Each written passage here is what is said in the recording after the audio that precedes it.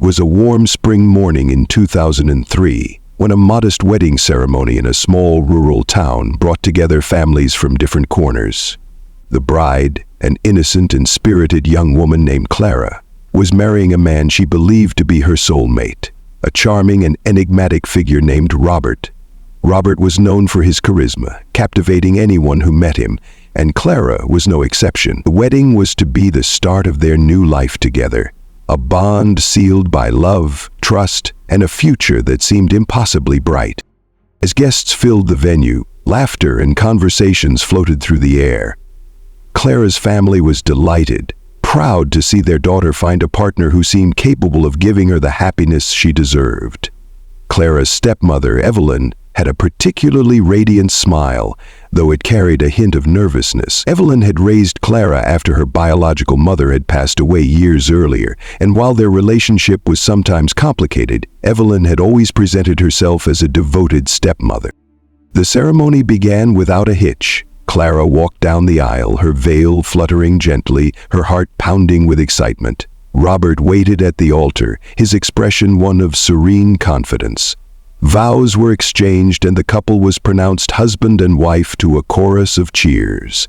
For a brief moment, it seemed like nothing could tarnish the celebrations continued. Clara noticed something strange. Her stepmother, Evelyn, and Robert seemed unusually familiar with one another.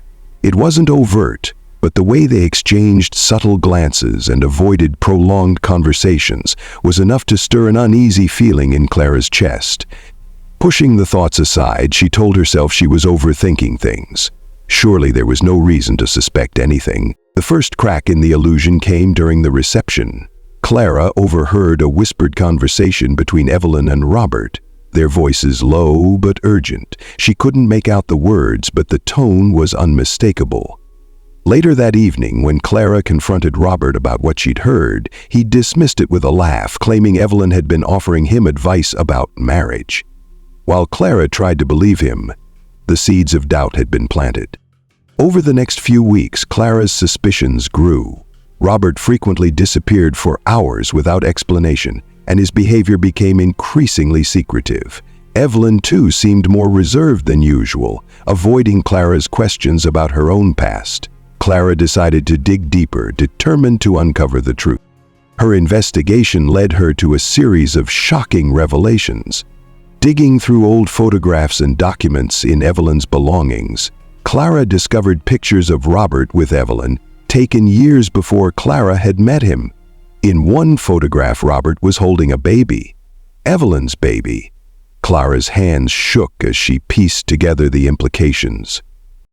Confronting Evelyn and Robert together, Clara demanded answers.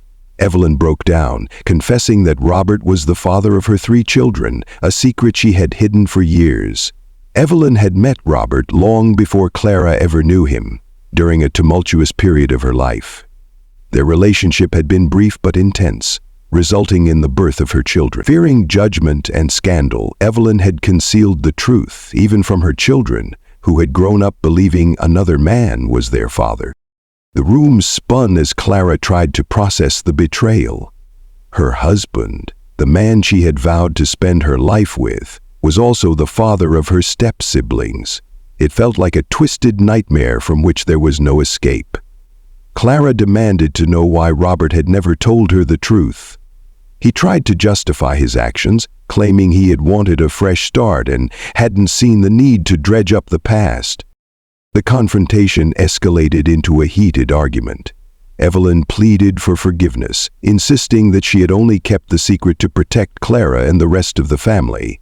But Clara couldn't see past the lies and deception that had unraveled her world.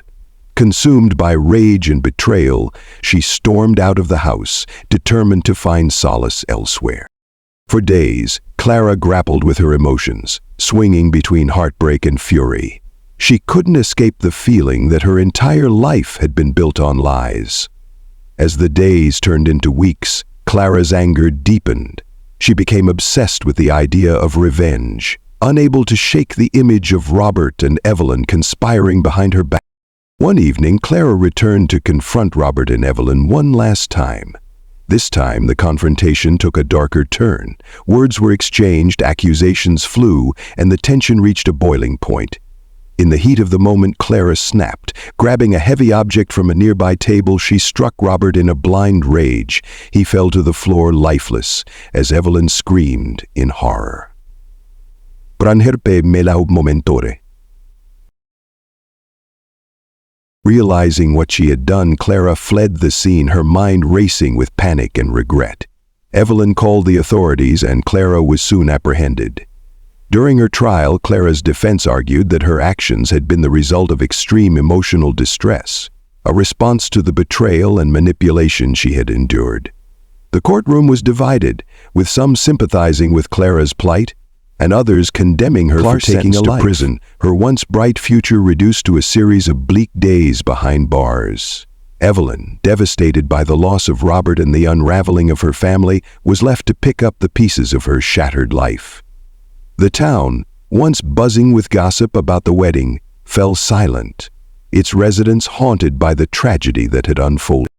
As the years passed, the story of Clara, Robert, and Evelyn became a cautionary tale, a reminder of the destructive power of secrets and lies. For those who knew them, it was a painful lesson about the fragility of trust and the devastating consequences of betrayal. Clara's days in prison were marked by a deep, simmering sorrow and regret that refused to fade. The walls of her cell seemed to echo with the life she once had, the dreams she'd nurtured, and the love she had believed was real. Every night she replayed the events leading to that fateful moment, haunted by Robert's lifeless face and Evelyn's scream. Evelyn, meanwhile, withdrew from the public eye. Her children, now old enough to piece together fragments of the truth, struggled to reconcile the revelations about their father. The small town remained a hushed witness to the aftermath, its people unwilling to speak openly of the scandal, but unable to forget the tragedy that had unfolded in their midst. Inside the prison, Clara found herself grappling with an overwhelming need for answers. Why had Robert lied? Was Evelyn's love for her ever genuine, or was it just a mask to hide her guilt? Clara began to write, pouring her emotions and questions onto paper, turning her pain into letters that she addressed to Evelyn but never sent. Writing became her lifeline, a way to confront her demons and process the whirlwind of emotions that had consumed her. Years later, Clara received a surprise visit. It was Evelyn. The once vibrant woman looked frail and worn, the weight of the past evident in her sunken eyes and trembling hands. Clara's initial reaction was a mix of anger and disbelief. But as Evelyn began to speak, the layers of their shared pain slowly unraveled. Evelyn confessed that she had loved Clara as her own daughter, even though her choices had led to the destruction of their relationship. She explained that her decision to stay silent about Robert's past was driven by fear. Fear of losing Clara, fear of the shame that would follow, and fear of confronting her own mistakes. Evelyn admitted she had spent years visiting Robert's grave, seeking forgiveness from a man who had deceived her as much as he had Clara. For the first time, Clara saw a vulnerability in Evelyn that made her question the extent of her own anger. The visit ended with an embrace, hesitant at first, but eventually filled with a fragile sense of understanding. It was not forgiveness, but it was a step toward closure. After that encounter, Clara began to write her story, transforming it into a memoir that she hoped might help others understand the consequences of deceit and the complex nature of human relationships. The book, smuggled out of prison and eventually published under a pseudonym, gained unexpected attention. Readers were captivated by the raw honesty and emotional depth of Clara's words, and the memoir became a beacon of hope for those grappling with their own betrayals. As her sentence neared its end, Clara decided she would leave the town that had witnessed her darkest moments. She wanted to start anew, free from the shadows of her past. Upon her release, she moved to a distant city where no one knew her name or her story. Evelyn, now living a quiet life, continued to send Clara letters, though most went unanswered. Eventually, one letter arrived that Clara couldn't ignore. It was from Evelyn's eldest child, who wrote to inform Clara of Evelyn's passing. The letter expressed Evelyn's final wish, that Clara forgive her, not for Evelyn's sake, but for her own peace. Clara attended Evelyn's funeral, staying at the back of the small gathering, unnoticed by the others. As she watched the casket being lowered into the ground, a profound wave of emotion washed over her.